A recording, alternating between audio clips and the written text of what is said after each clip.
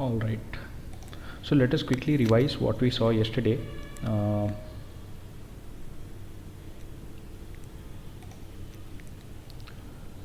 So yesterday we saw about the directory structure of Linux file system. So basically this is the typical structure of any Unix based operating system that you would see in the market, whether it be Ubuntu, Red Hat or any other distributions. So this is a typical directory structure that is followed across all the different distributions.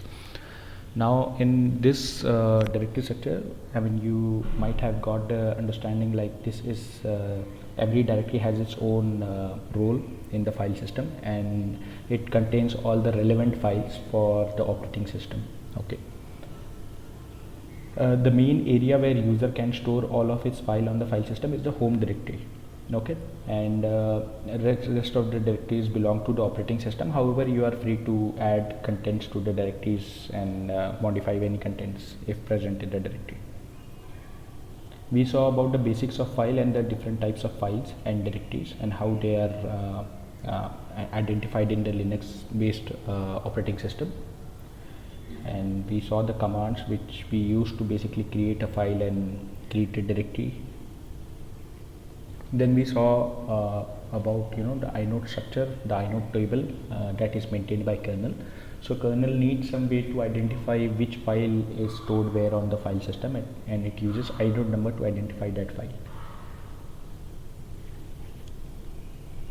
Yeah, so we were studying about hard link and soft link yesterday, and what we are going to look is basically, I'll just take you a revision of hard link and soft link. So hard links are basically exact copy of your file present elsewhere in the file system, and it cannot be created across the file system. So you can have at most one file system on your total block device. Okay, so the block device I am referring here is a hard disk that you attach to your laptop.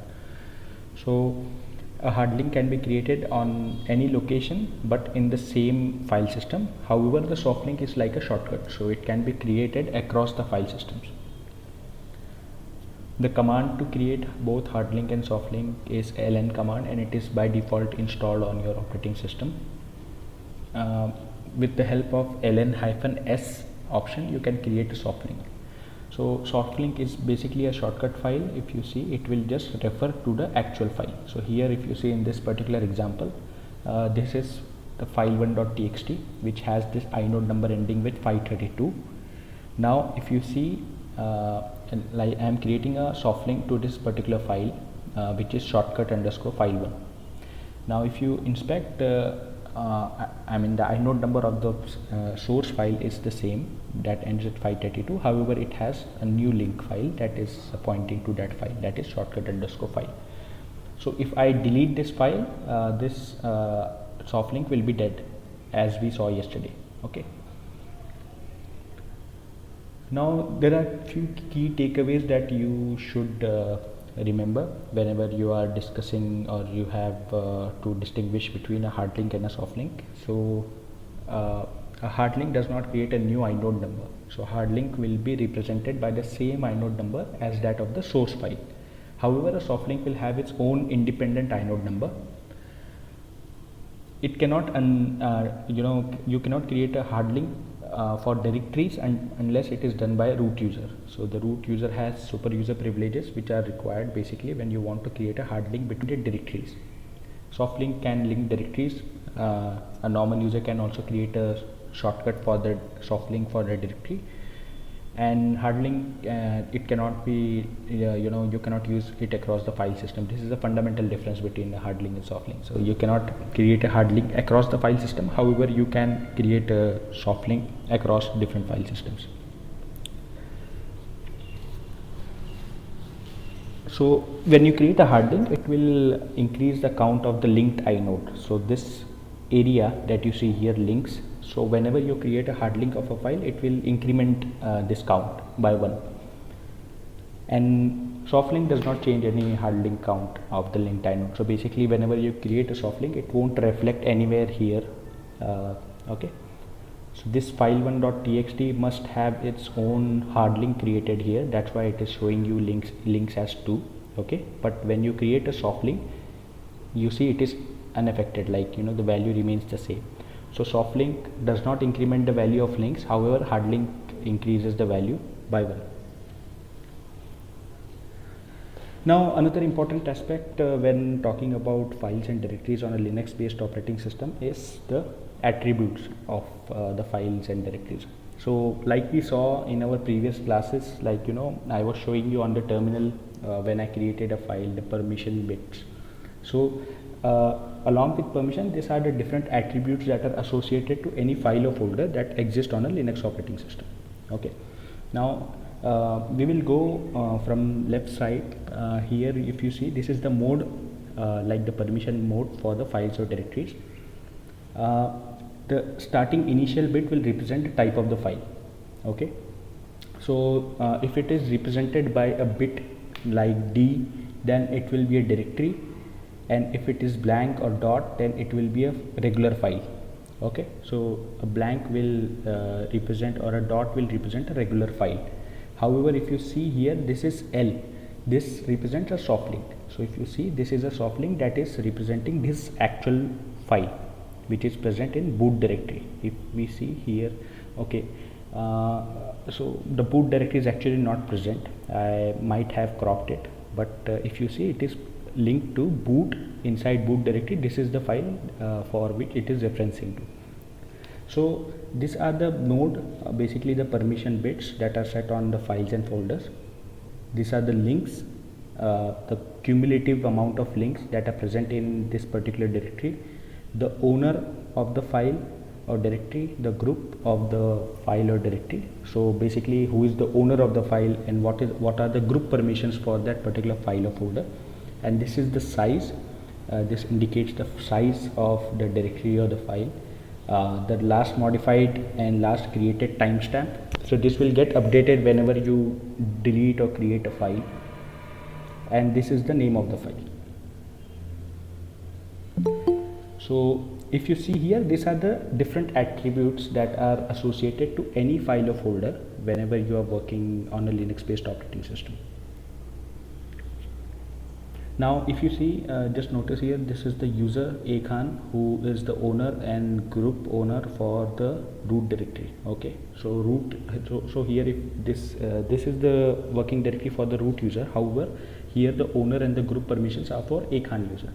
So keep in mind whenever you are working with the Linux file system, like these are the different attributes, and it is really important because everything in Linux is a file. So whatever you are doing on a Linux based operating system is basically you are interacting with files only, most probably.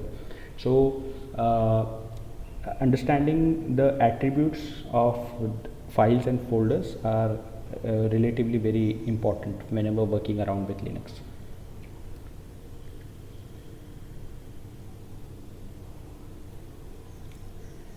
So let us dig deeper into each of the individual bits. Okay, so these are the permission bits. In the previous slide, if you see, these are the basically the modes under which I am going to explain you further. So the alphabets that are here, like R, X, R/X, R/X, this will make much sense after explaining this slide. So so this first level of permissions is the permission bits that is set on a file or a folder in a Linux operating system. Okay, so now if you see, this permission bits are used to determine three types of access. The access can be read, write, or execute. Okay, so it can be any of one, like a read permission or a write permission or a execute permission on a file or a folder. Okay, now if you see, this permission can be set based on the group or the owner or the world. Okay, so this is the permission for the user who owns the file, this is the permission for the group, and this is for the permission for anyone else. Like this is called world permissions as well, like anyone on the file system can access if it has this permission set. Okay, and each of these bits are represented this way: read, write, and execute. And this will be the order of these permissions for individual user or a group or others. Okay, it will follow this semantics of permission, and this semantics of permission will be for three different owners. That can be a user, or the user who is actually the owner of the file, or the group owner, or the world. And we can use chmod command basically to change the permissions. So if you happen to modify changes for any of this individual, like a user or a group, you will use chmod command. The X is basically the execute bit. Yes, R is for read, W is for write, and X is for execute. Okay, so if you want to make your file executable, you will basically provide X as a bit with the chmod command. So we will go through examples, but before going through any live example on the screen, these are the number representation for the values for this particular value. So R is represented by 4, write is represented by 2, and execute bit is 1. So these are the numbers which will always making a file executable in Aparna. This means, like, if you want to run that file, so let's say you have written a few commands in a file, and if you want to run that file as a script, so to run that file you need to provide execute permissions on that particular file. So that is the execute bit that we will set. Read is just like fetching your data from the file, write is means to write to a file, and execute means to make it a executable. So whenever you share that file to anyone, if he run that file, it will run the commands that are written inside the file if it has the execution bit set. So if you see, this is no permissions. If you don't provide any value, then there is no permission. And if you want to only set execute, then it would be chmod plus X or chmod 001, only execute permissions will be set on the file. Similarly, chmod 020, only write permissions for the file. Okay, and this permissions will be set in this format basically.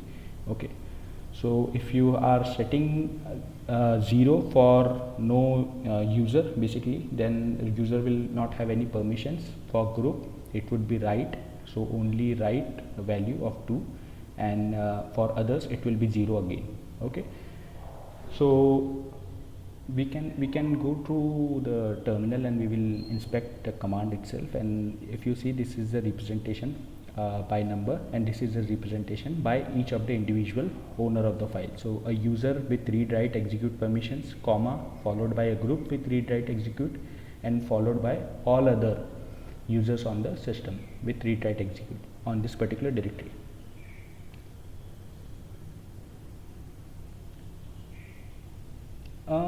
From security point of view, what is the suitable permission for root? Basically, Tapendra, root user has all privileges, but if you still want to restrict the root user from accessing certain portions of the file systems, you can set access limits, file access limits, ACLs basically. So ACL is used to restrict user, root user basically, which is the super user of the system, to access certain locations of the file system. So let us move to the terminal and let us inspect this file permissions. So let me share my screen.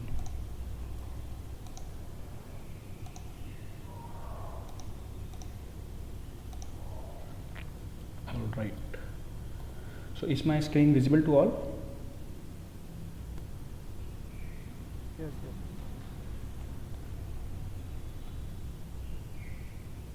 Yes.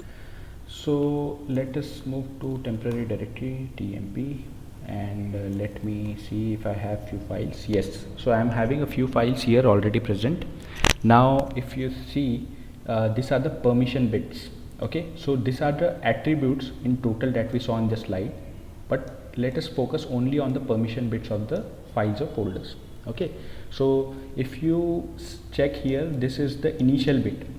Leave this aside, but this is the initial bit that represents whether the file is a directory or what type of file it is actually. So if you see, this is a directory and this is also a directory. This first file is a socket file represented by S, and this dot means a regular file. So let us create a new file a new empty file. I am using the command touch to create a blank file. Now I have created a new file. Okay, so if you see, this is the new file represented by a dot. Now we will see at the permissions. So if you see, these are the permission bits that are set for the user: read, write, and no execute. This is the permission bit set for the group, that is read and no other permissions, and this is set for others, that is read and no other permissions. Okay.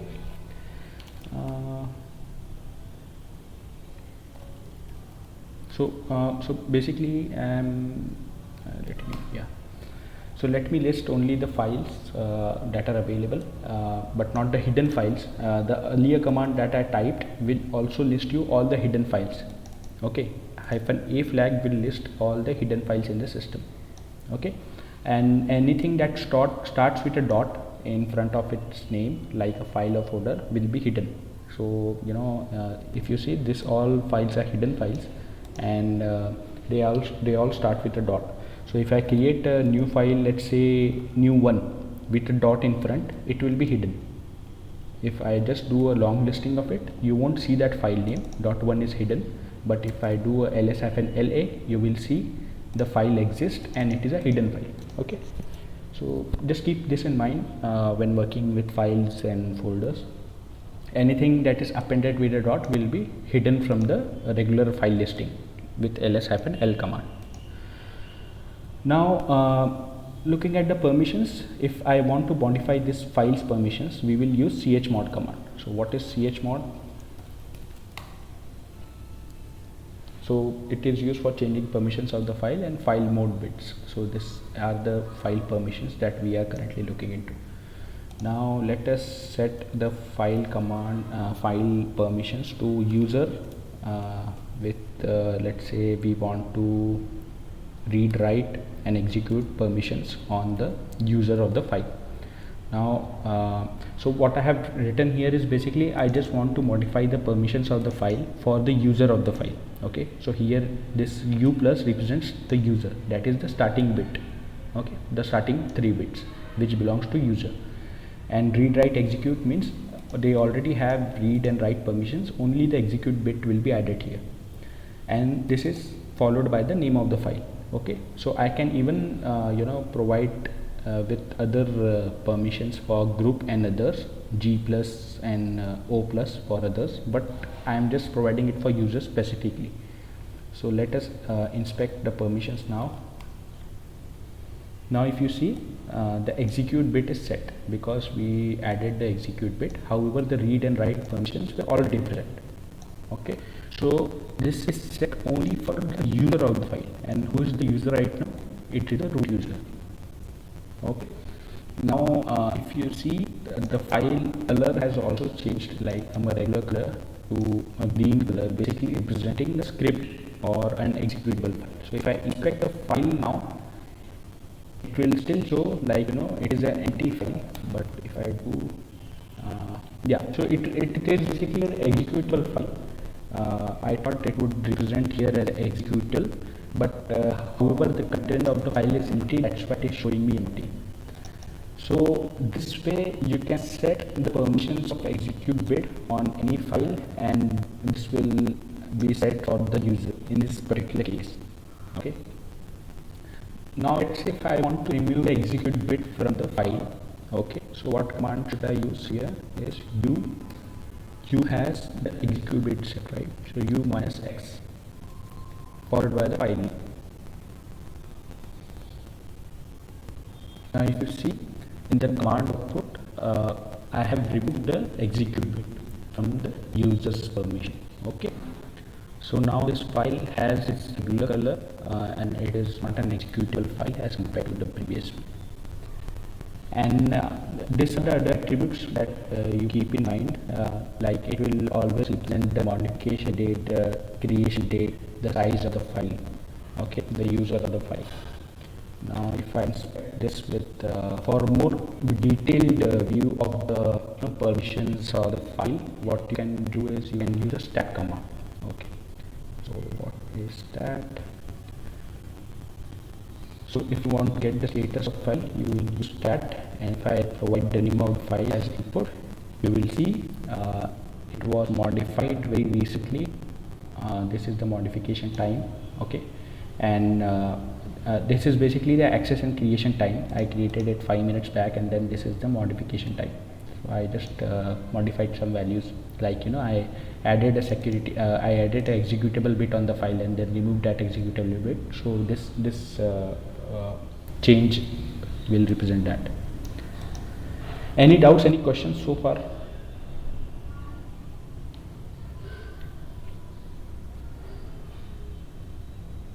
This is an important topic, so please, if you have any doubt, I can take it right away on the screen so that it makes sense to you. Meanwhile, if you also want to do it all by yourself, you have got access to my cloud instance. You can do SSH and connect to the instance and follow this along.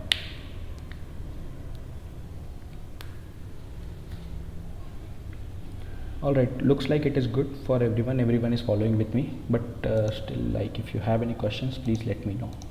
Yeah, so let us switch back to the presentation.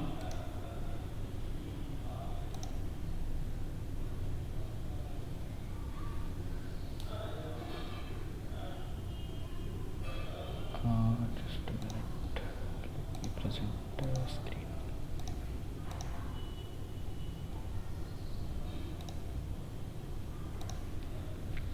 Yeah, so these are the permissions that we recently saw. Okay, so I was using chmod command basically to add permission for a user, and I added an execute bit only for the file that I created in the temporary directory called new. Okay, we inspected the permissions, how it was getting set, and you know, that is the way basically to set permissions on files and directories.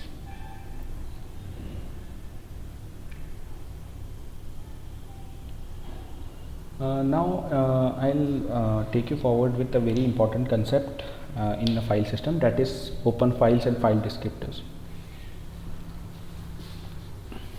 So file descriptors are basically used to identify, you know, what files are open in an operating system.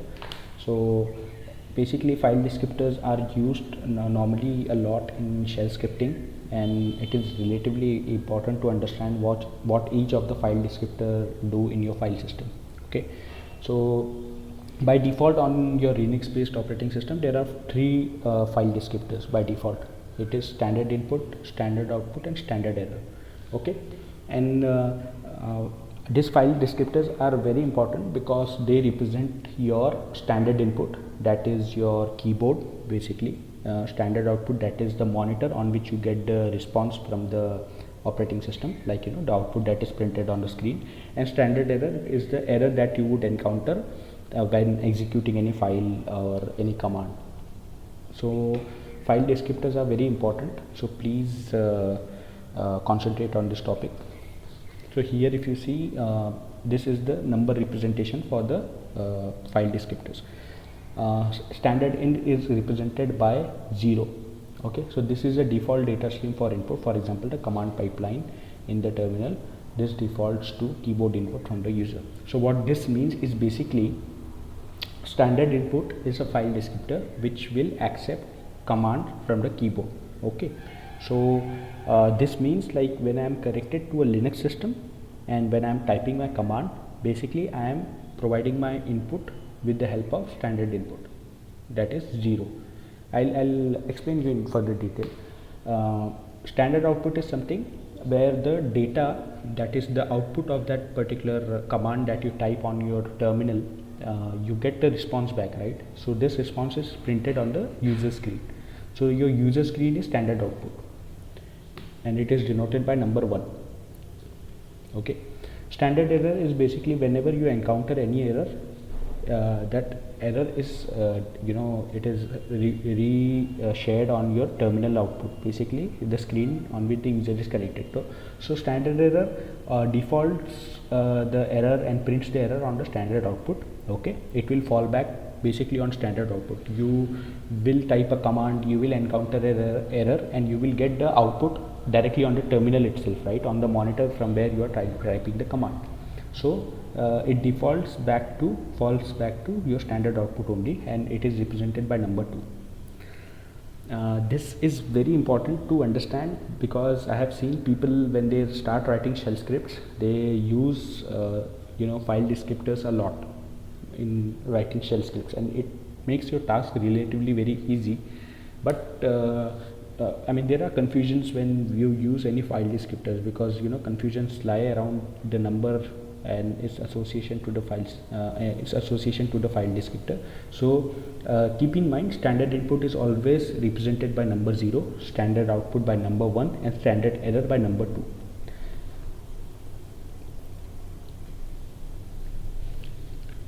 So if you see, this is basically a activity that you would also perform once I explain this slide. So once you log into your system, so whenever you create a connection to a Linux based system, whenever you open a terminal, you will always find these file descriptors are created for you. Okay, so this means, like, whenever you go to your terminal command line and type the following command, you will see the file descriptors are created for your current shell. So whenever you start a shell, or whenever you create a putty session to the remote machine, a file descriptors will be created.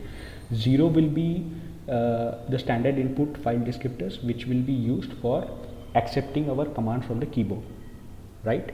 Similarly, 1 is your file descriptors for printing the output of on the monitor, okay, so on the screen of your system. And 2 is the file descriptor for standard error, basically, and this will get printed to 1 only. So if I type a command that is not present on the system, so typing of the command will go through 0, okay, and you will also see the output on 1, that is your monitor. And if the command is not found, you will see the error on monitor directly. I'll explain you. Let us move to the terminal. And the file descriptor number 255 is used as an alternative connection. So if your file descriptor like 0 or 1, the standard input or standard output, if any of those gets blocked, then the file descriptor number 255 is used in that place. So let us move back to the terminal and let us check.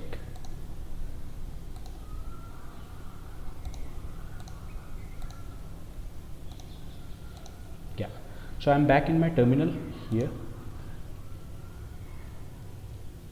okay, at the same place where I was in my previous interaction. I had created a file called new, okay, and I was explaining you the permission bits here. So let us check what is the process for this particular shell. Okay, so this particular shell environment that I am currently connected into, this TTY is this terminal, basically the terminal process that I have started, it is numbered as 5, and this is the process ID for that terminal. Okay, so this echo $, this command will give you what is the current shell ID, okay, the process ID for your current shell. I'll paste it here. So this is my current shell ID, the process ID, that is 23742, okay, and it is also represented by PTS5.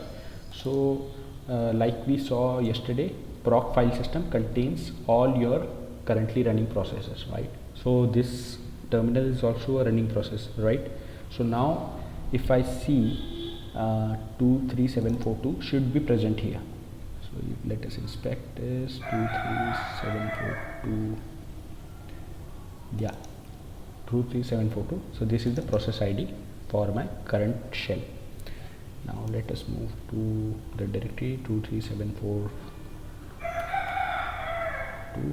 Okay, so now I am in the directory 23742, right? This is my current shell environment. So this current shell is running in this process, right? When I will close this shell, so this process will also get removed from the proc directory. Now under this directory you will find a directory named fd. So this fd contains the file descriptors for this particular shell. If I do a long listing of fd, so this is the file descriptor that is created for this shell, okay, and this is the terminal. So this is the terminal process that is created for me, that is dev pts5. And if you see, this file descriptors are representing basically to my terminal itself. Okay, so basically it is a symbolic link. It is a link to this particular PTS5 device. Okay, so if you see, this is present in /dev. So /dev is a folder where all the device related files are stored, right? So 0 file descriptor represents that I am connected to I am providing my input through the keyboard, and 0 file descriptor accepts the input from the terminal. Okay, the file descriptor named 0. File descriptor named 1 is basically used for printing the output back to my screen. Okay, so it will print the output where on this particular terminal process PTS5, which is this one, right?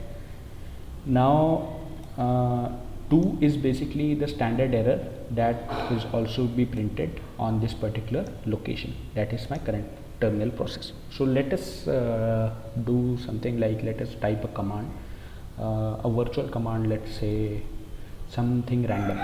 Okay, so whatever I am typing here, it is getting the file descriptor 0 is accepting that. Okay, and it is taking the command that I am typing on the keyboard. Okay, so this is a random string that I have typed, and it is not a command present on my system. So what I would get is basically an error. So this error will be printed on basically my terminal itself, right? So this is just a random string, it is not a command. So I have just typed it for the purpose of demonstrating you how the standard error is redirected back to the screen.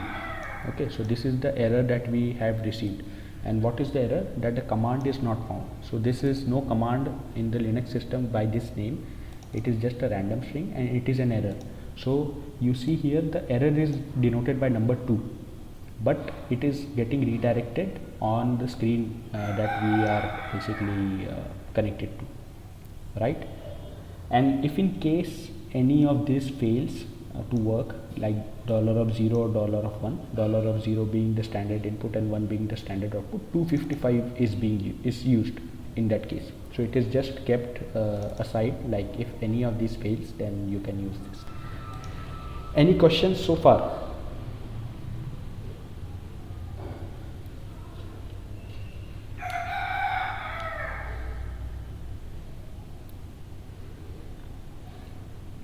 Are you able to understand? If I am going too fast, please let me know. You can type your questions if you have.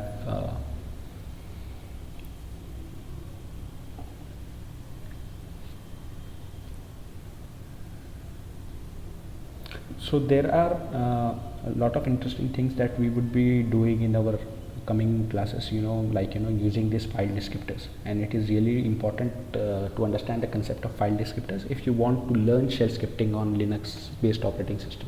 Okay, and file descriptors are basically the fundamental things that it will help you immensely when you start learning the Linux shell scripting.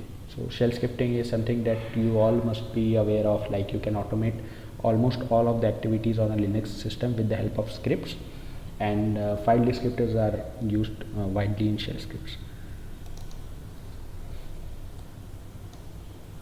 Okay, so let us move back.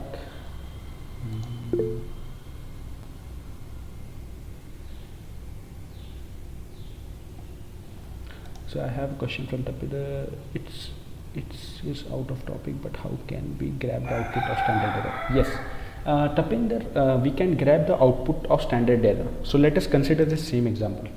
Okay, but there will be few things that I will be sharing with you right now, which we are going to cover in the later slides. But just for your answer, what we can do here is, this is the string that I am basically typing, which will giving me the error. Okay, so we want to capture this error. So let's say we want to capture this error in a file. So what we can do is 2 represents standard error, right? 2 represents the standard error. So let us redirect it to a file. So let me break this command again. tmp. Okay, so if you see here, what I have done is this is basically standard error, right? This file descriptor stands for standard error.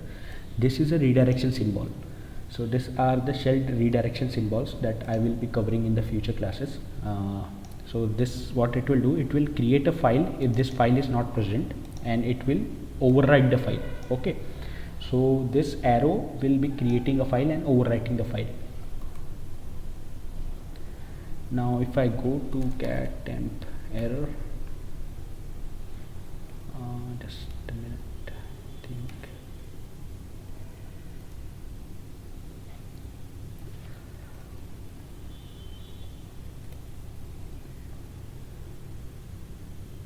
$2.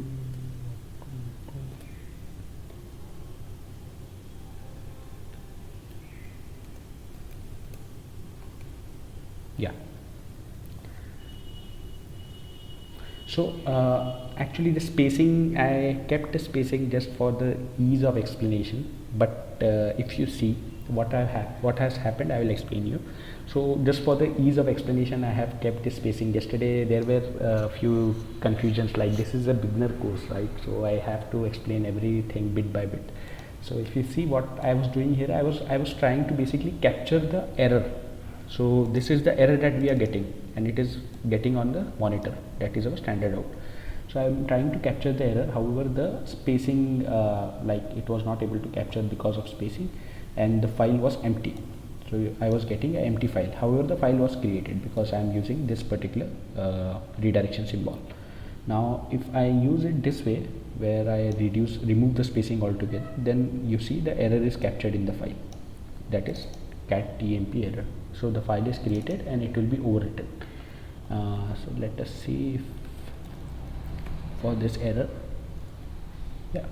So for a random string, there is no command on the system, and you get this error, standard error, and it is redirected to a file. So this is a way of redirecting standard error to a file. It is used widely in shell scripts, and this is the way how you can capture standard error. Does that answer your question, Tapendra? Great. So let me switch back.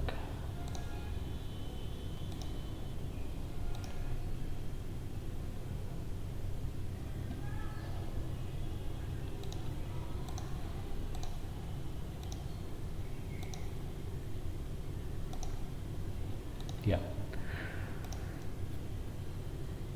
Okay.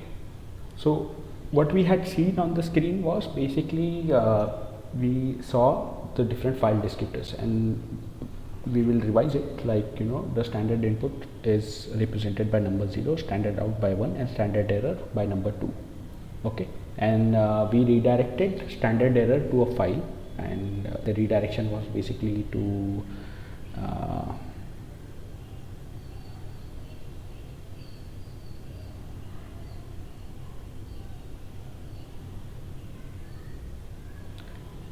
so there is one question from Shoaib. Number 2 is for error. What if we don't know what will be happened after firing the command, like error or output, and wanted to capture output? So if we wanted to capture output, what you would do is basically you know, replace number 2 by number 1. So number 1 represents your standard out, so it will redirect the standard output, and standard error will be printed on the screen. Okay. So let us go forward.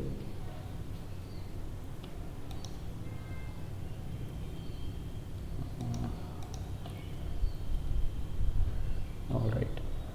So yeah, I think like this is it. Yeah. So basically this was all about, you know, the file system, including, you know, the standard error, standard output. So file descriptors, we are going to revisit it again in working with files and directories. However, the main objective of this particular module was to get you used to the Linux file system. So I think we have covered almost all of these aspects, like, you know, the changing the permission and ownership, and modifying the permissions and ownership. So like just let me switch back to the terminal, and let us discuss for changing the ownership of the file. Yeah, so we have covered what we have had to cover on the file and permission module, but what we are going to see now is basically changing the file permissions as well as ownerships. Okay, so let us go into a blank directory, a new directory, and do our experimentations there. So let me create a blank directory, mkdir demo. Mkdir basically is used to create a directory. So if I see now the demo directory is created, so let us traverse into demo. So I am into temp demo. So let us create file here and let us inspect the content of file here. So let me create few files, touch new 1 to 5. So I have a few files here. Okay, so I have created new files just for understanding the permissions and the ownerships. So the user that created this file is the root user. I am logged in as root. That's why you would see the user as root, and it will also belong to the same user group. The group permissions will also be of root user, and these are the permissions. So let us first check the permission, how we set the permissions. So I can even set the permissions by numbers. Okay, so read is for basically read is value 4, right, and write is value 2, and execute bit is 1. Okay, so these are the permissions that you would see here.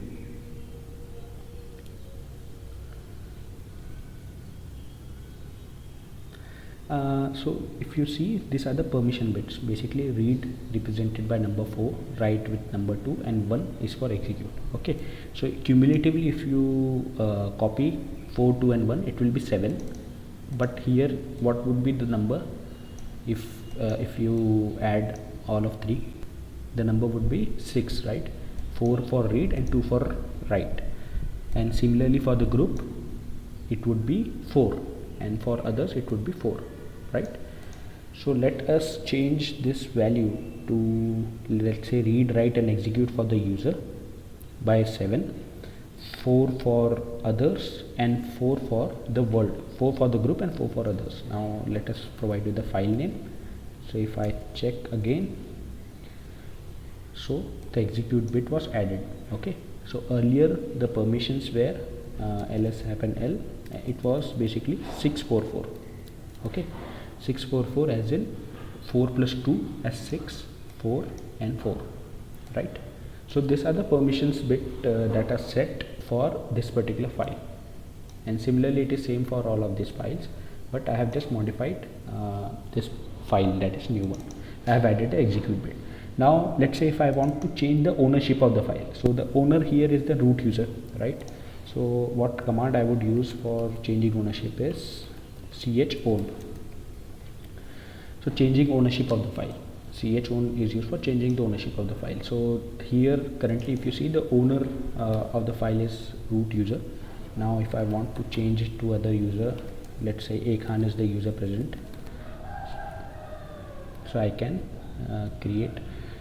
basically use the command chown followed by the name of the user and followed by the file name. So here if you see, the user is now A Khan, who owns this file new. So these two commands are important, chown and chmod. What is chmod? Yeah, so basically if you want to change the ownership of the file, you would use chown command, and if you want to change the permissions of the file, you would use chmod command.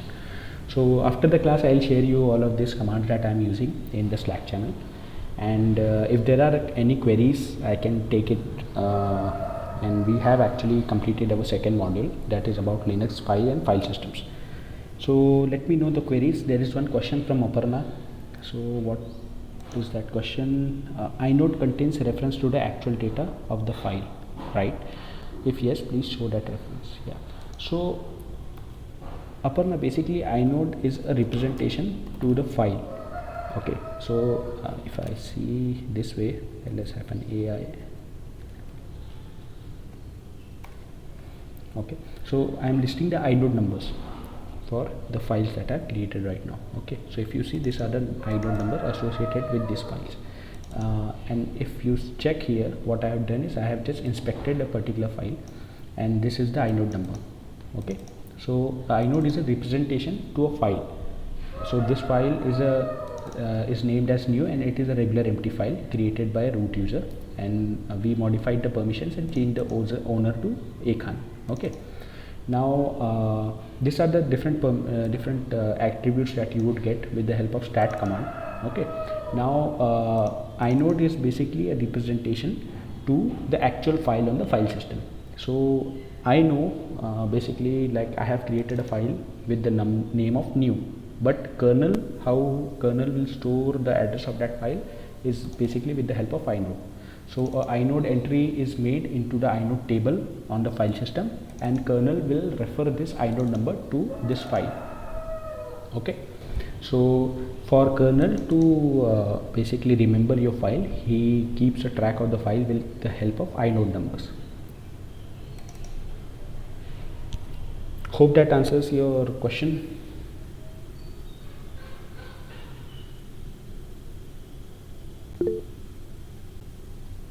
Alright, so just keep in mind, like, inode is a representation, a numerical representation. So a computer or a kernel cannot understand a plain sentence, like it understand everything in bits, numbers, right, in machine level language. So these numbers basically represent the regular file. So this file can be anything. You can keep a name to it which is easily rememberable by you, but or the operating system and the kernel will always represent the file name with the help of inode number, and this inode number is actually kept and tracked in the file system.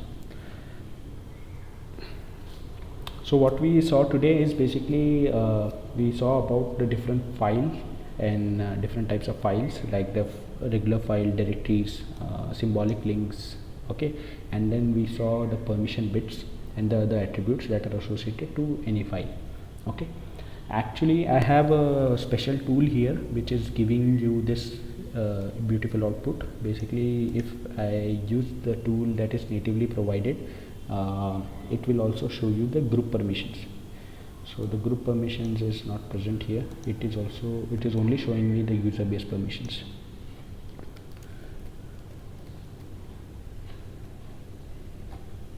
Just let me see if I can check the group.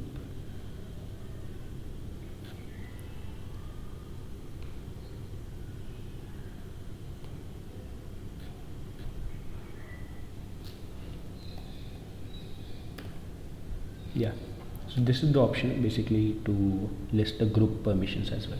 By default it is not present, so I just added a G bit. So if you see, G stands for group, and let's list each file's group. Okay, so here if you see, I am also getting the group permissions. So now the user ownership belongs to Akhan, but the group permission belongs to root user. Okay, so anybody who is a part of the root group will have permission on this file, and the root group will have permissions of read only. Okay, however, the user Akhan has all permissions: read, write and execute. Hope it is making sense to you. If not, you can log into the Linux system and try it out yourself, and you can even watch the recording later at your convenience. Any other questions? We still have 5 minutes.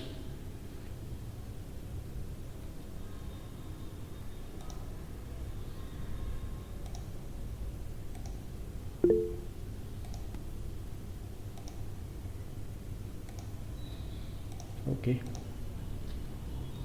Anyone having any doubts, anything that was not making sense to you? This class was actually on module 2, that is your Linux file system. However, yesterday I was not able to cover all in one class, so it got segregated into 2 different classes. So today we have covered this content.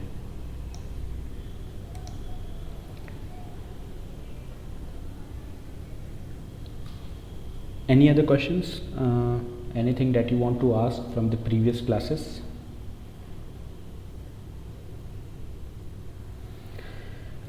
What is the purpose of chown and chmod? Yeah, so basically if you see the permissions here, the attributes basically, so let us see the attributes. So these are the different attributes that are associated to any file and directory.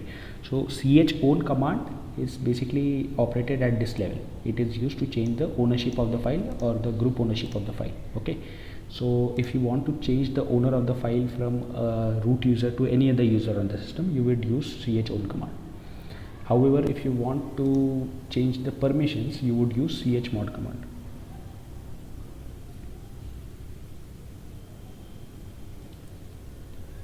Hope that answers the question. Now next question. Yesterday I asked about difference between rootfs and ramfs. I'll explain you in much detail, and I'll paste that answer here. So you can add your question here and I'll see.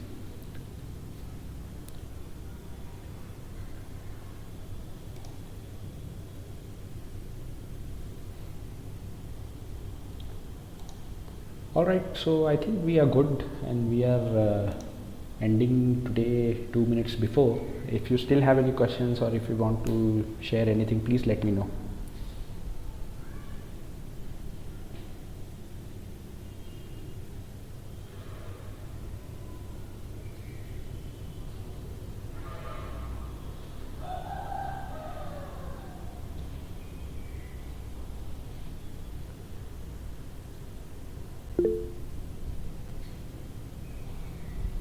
How can we learn shell scripting? Yeah, Aparna, the best way to learn shell scripting is to, if you are efficient in operating the Linux operating system, it is relatively very easy for writing scripts. So if you have your concepts clear around Linux based operating system, like the file system, the memory management, the process management and other things that we are going to cover, and if you know the basics right, then you can write shell scripts very easily. So this class is basically focused to make your basics right. Once you are good with the basics, you will be ready, and you would be it would be relatively easy for you to start writing shell scripts. And shell scripts are not very complicated. It depends on the user and his familiarity with the operating system. So if you are a very pro user using Linux since very long time, you will write very complicated shell scripts, or if you are just a beginner, you will write simple shell scripts. Yeah, in the future classes I'll just give you an overview of how you write a shell script.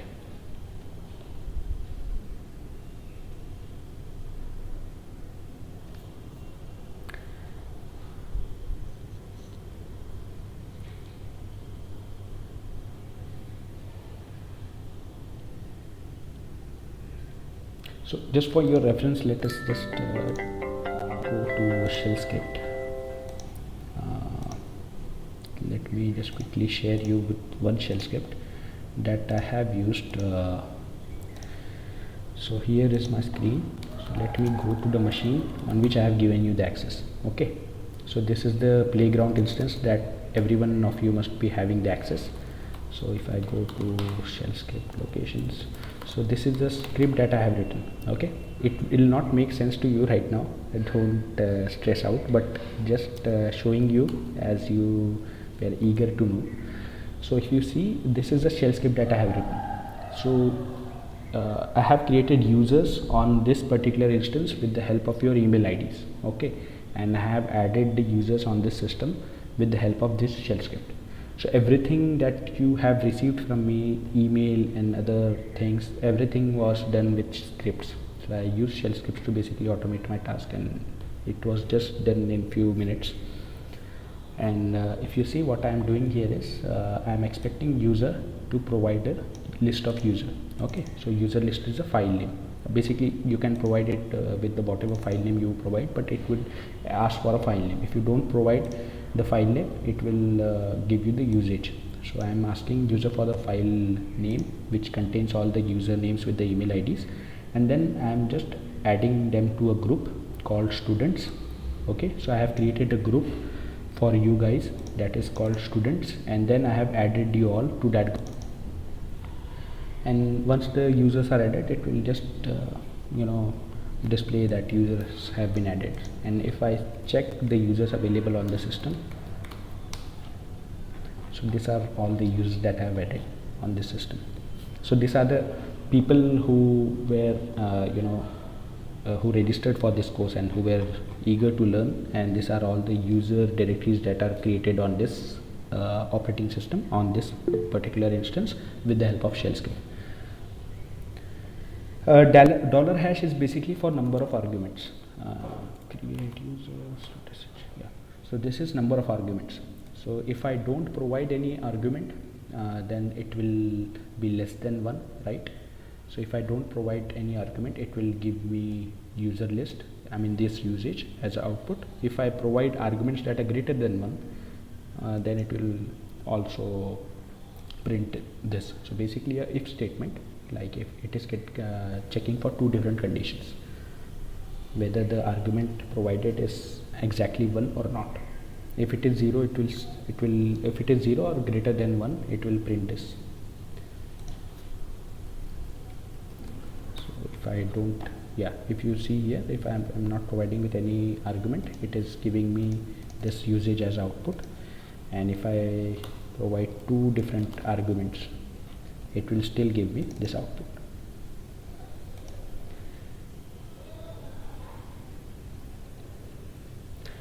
Alright, I think we are good for today. Thank you all for joining, and I'll see you tomorrow in the next class.